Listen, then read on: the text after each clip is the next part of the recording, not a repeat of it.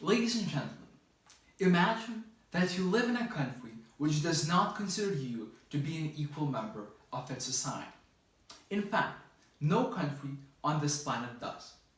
You cannot obtain any proof of your identity. No passport, driver's license, or even a birth certificate. Unsurprisingly, you are not allowed to express an opinion on how the state where you reside is governed. Unfortunately, this is far from the only dilemma that you are forced to face. Inability to officially demonstrate your identity means that you will not be able to marry, open a bank account, own property, cross international borders, or even have a contracted job. In addition to this never-ending list, you might also not even technically exist, as around half of all countries would not even count you in the registers.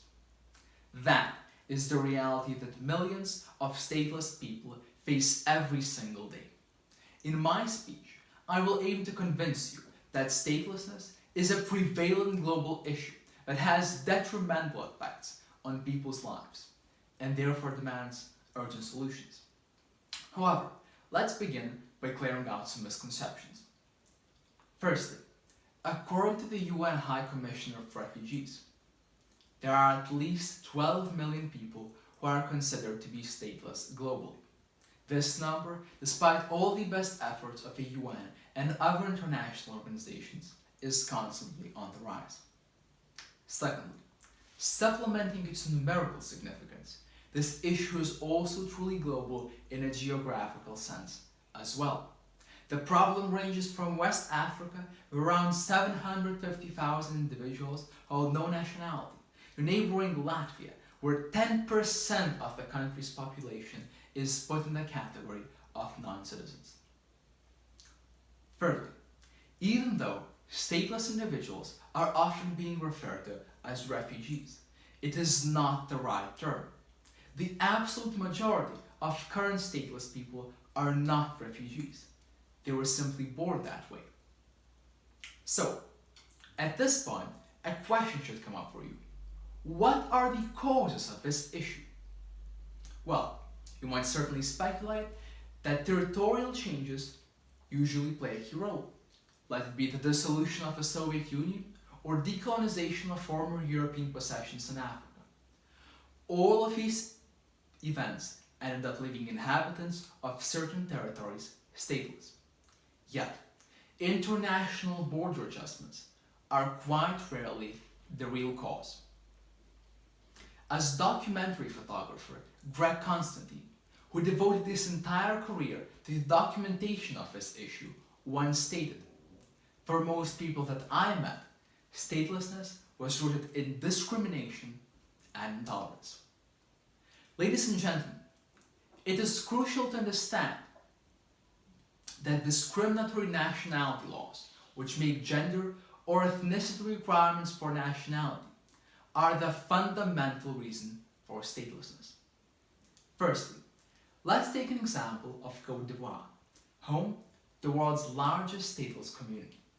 After gaining independence from France, it rejected citizenship rights to millions of people, leaving them with no nationality.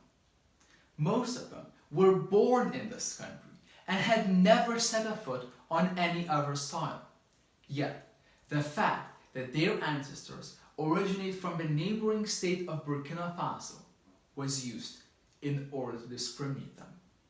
Nationalist politicians of a newly established state successfully disenfranchised most of the country's ethnic minorities by depriving them of their citizenship.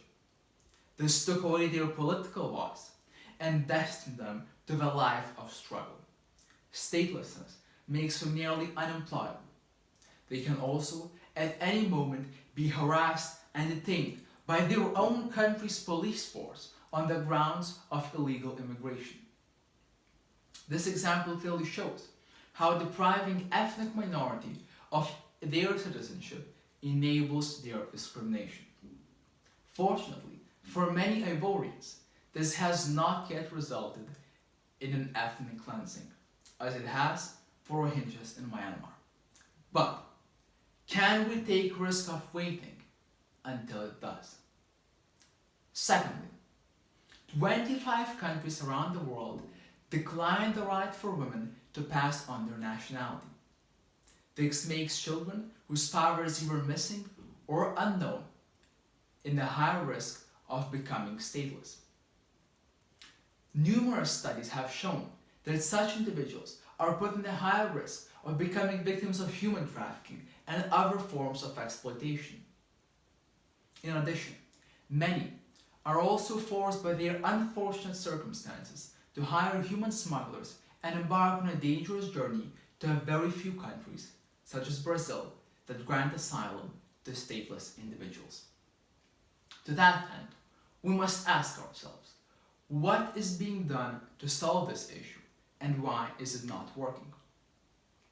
In 2014, the UN initiated the Global Action Plan to end statelessness. Well, I certainly don't like to be overly pessimistic, and I shouldn't be, because this program encouraged some meaningful reforms. In Latvia or Burkina Faso, future generations, which would have otherwise been destined to statelessness, have been granted easier pathway to full citizenship. Yet, these reforms are only a gleam of hope globally. In 2020, with less than 4 years to meet this objective, the UN plan is set to failure. Therefore, I would like to propose a comprehensive 4-point strategy to tackle this issue. Firstly, all UN members should ratify the 1954 Convention regarding statelessness. In this ambitious agreement, nearly 1/3 of all UN members affirmed every individual's right to hold nationality and stated that no one should be forcibly deprived of it. Ironically, this document also set a decade as an intended deadline to meet its objectives. Well, we all know how it ended. However, this is not surprising because the countries where statelessness is the most prevalent did not sign this agreement. Therefore, the ratification of this document by the remaining parties would enable the necessary dialogue to restart and draw the world's attention to the issue that is otherwise nearly forgotten. What is more, countries that do not sign this agreement should be sanctioned, just like the ones that undermine other fundamental human rights. This would be a strong push factor for states to cease poisonous practices. Second, countries should recognize stateless individuals by creating a specific registration category for them.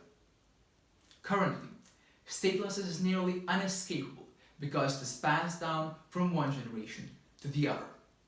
What is more, in most countries, it is impossible to naturalize if you hold no prior citizenship.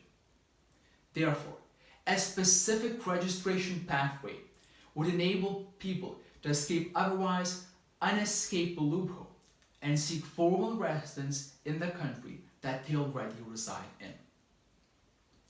Thirdly, gender or ethnicity requirements for nationality, as was already noted during the course of my speech, are usually specifically intended to disempower certain groups of their rights.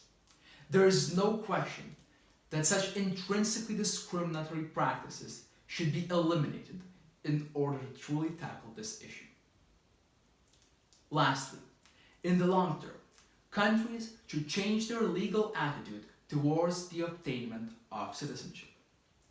According to the UN statistics, there is one region of the world in which this issue is far less prevalent than all the other, despite being widespread across Asia, Africa, and Europe. Statelessness is nearly non-existent in the Americas. In fact, only 2,500 out of 12 million stateless people live there. And the reason for such underlying statistical miracle is a completely different legal attitude towards the obtainment of citizenship. While most countries outside of the Americas grant citizenship based on the bloodline, most countries in this region give it to anyone who is physically born in a country. Therefore, I urge that states would make this crucial policy change. Ladies and gentlemen, statelessness is a prevalent global issue, even though a silent one. It is also getting progressively worse when left unaddressed. Therefore, this moral injustice should be immediately tackled with proper measures. Thank you.